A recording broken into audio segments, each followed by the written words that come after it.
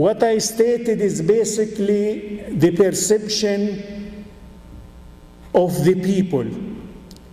Recently, a schism took place in the Arab and Muslim world, especially in the Arab world, where the people are one thing and the leaders is another.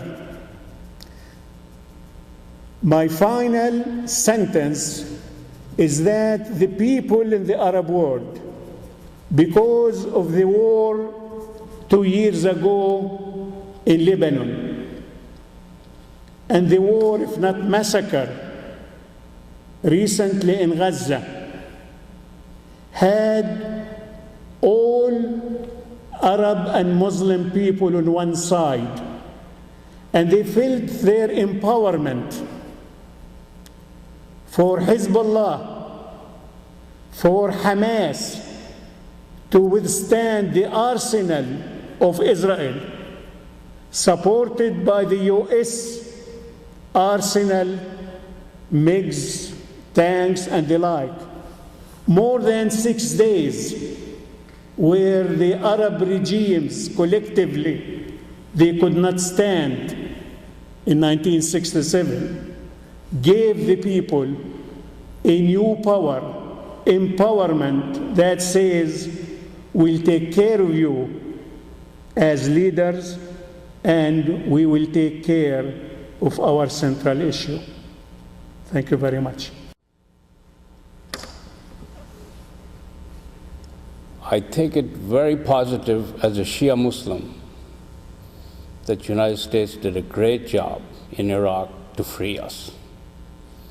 We were in slavery or bondage for almost 1,400 years.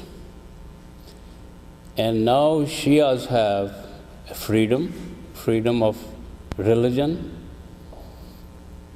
freedom to pray, freedom to make their government. People have their rights. So for that, I'm thankful to the people of the United States and the government of the United States. More than 50 years ago, a congressman in Mississippi studying Bible was reading about how the slave should behave faithfully, work hard, be loyal to the master. And on the same farm, a slave was reading Bible that he was reading about the Jews' freedom from Egypt or Pharaoh, and he was thinking about how he will be freed from this congressman one day. So both were reading Bible, but they have a different perception. Same way, West have a perception about East.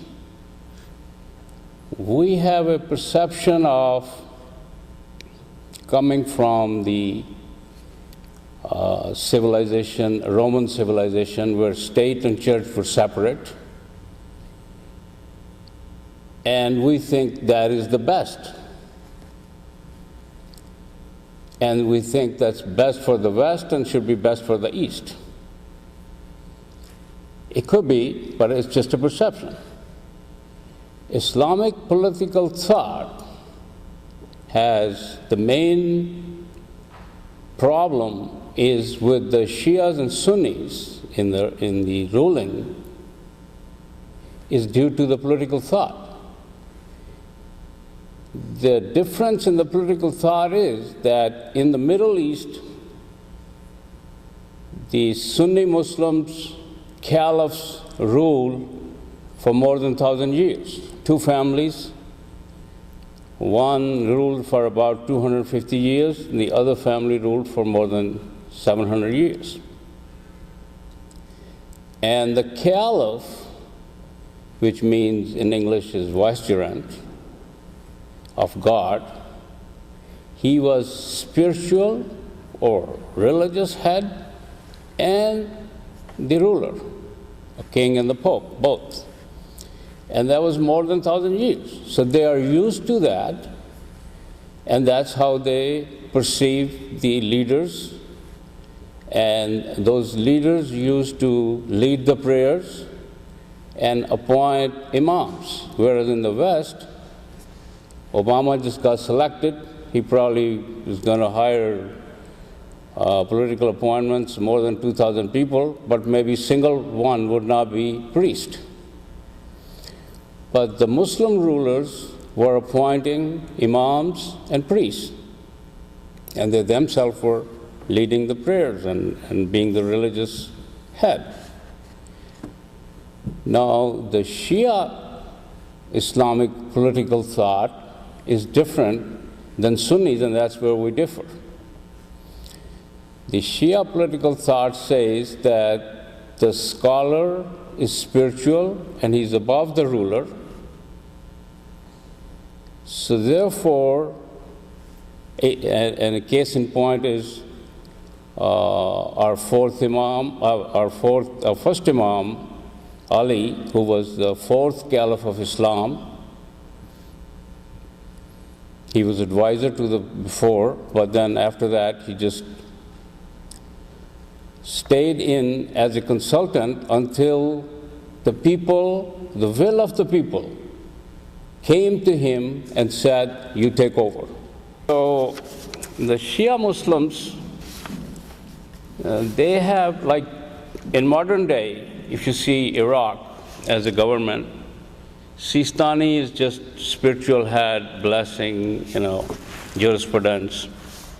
But the rulers are elected people.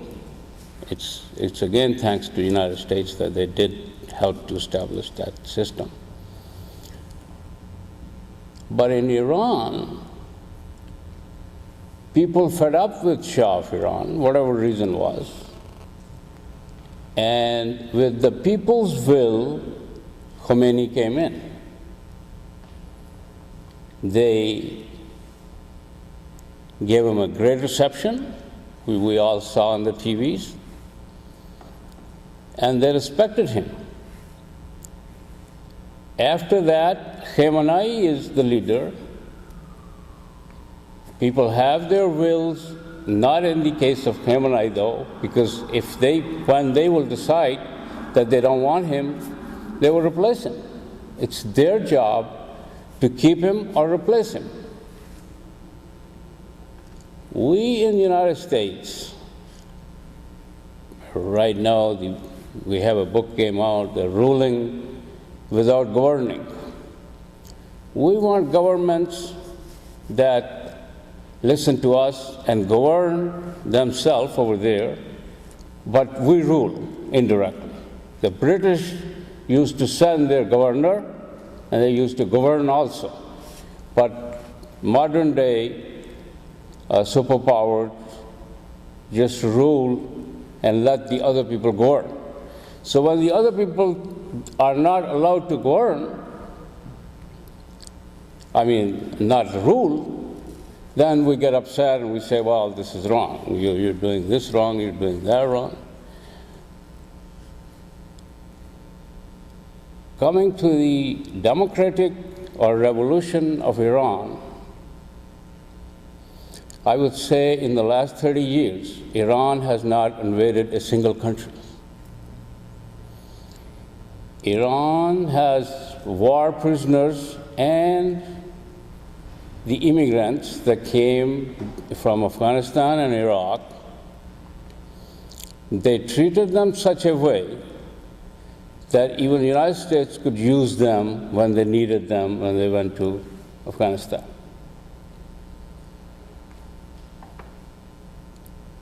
So, and coming to the modern day, if we think about the United States, that what do we have right now, the problem?